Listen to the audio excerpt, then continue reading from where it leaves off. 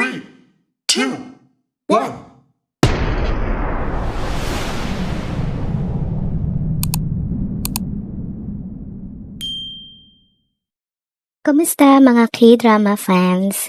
Balik tayo sa Trending Pilipinas TV. Ngayon, sasabay tayo sa Queen of Tears Fever dito sa Pilipinas. Sobrang usap-usapan nga itong K-drama na ito, hindi lang dito sa atin, kundi pati na rin sa ibang bansa. Kahit tapos na ito nung nakaraang linggo, marami pa rin hindi makamove on. At syempre, kasama na ako doon. Ang Queen of Tears ay kwento ng pagsubok at pag-ibig ni na Hong Hina, isang mayaman, at Baek Hyunwoo, isang anak na magsasaka na naging abogado mula sa kilalang universidad sa Korea. Sa 3 taon nilang pagsasama, haharapin nila ang mga hamon na magpapakilala sa kanila ng bagong kahulugan ng pagmamahalan. Maganda nga ang pagkakalahad ng kanilang kwento mula sa pagsisimula hanggang sa kasalan. Pero nagkaroon sila ng problema sa kanilang relasyon na nakunan si Hong Hina sa panganay na anak sana nila na nagdulot ng lamat sa relasyon nilang dalawa. Sa kabila ng lungkot at pride or ego, lumayo ng tuluyan ang loob nila sa isa't isa na humantong sa desisyon ni Baek Hyunwoo na mag-file ng divorce. Pero, nung sasabihin na niya ito sa asawa niya, sakto namang nadiskubre niyang may malubhang sakit pala ito at may 3 buwan na lang siyang mabubuhay. Doon nagsimula ang roller coaster na emosyon na nagbukas muli ng kanilang pag-ibig sa isa't isa. Hindi ko na-spoil ang mga ibang detalye para sa mga viewers natin na hindi pa nakakapanood ha.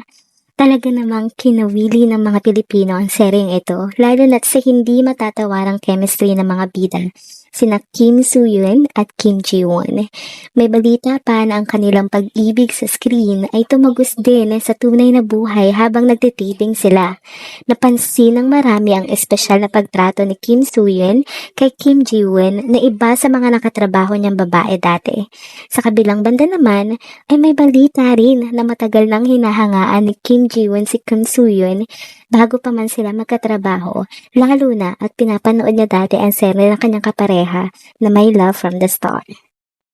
May mga nagsasabi namang ang kanilang sweetness ay bahagi lang ng pag-promote ng serye dahil may sinasabing long-term boyfriend na si Kim Ji-won na direktor. Nakakasad naman ito para sa ating mga Dilulu fans, no?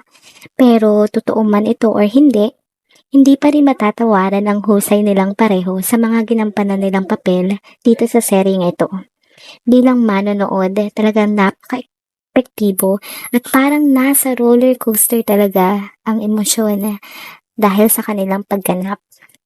Sa kabilang banda, may balita nga na gagawa ng Philippine adaptation at ito daw ay pagbibidahan ni ng Alden Richards at Catherine Bernardo. Bagamat mahuhusay din ang dalawa, marami ang nagsasabing masyadong maaga pa para sa adaptation. Lalo na't hindi pa rin nakaka-move ang karamihan maging ang original casts mula sa napakagandang seryeng ito. Pero ano sa tingin nyo mga ka-trenders? Bagay kaya ang dalawa para sa seryeng ito? Magiging epektibo din kaya ang pagganap nila katulad ng original casts? Sana, no? Ngayon, bago tayo matapos, excited na ba kayo para sa dagdag na mga episode na inihanda ng Netflix para sa atin? Mga Dilulu fans ni Baek Hyunwoo at Hong Hina? May balita na ipapakita sa mga espesyal na episode ang mga behind the scenes at reaksyon ng mga bida sa taping.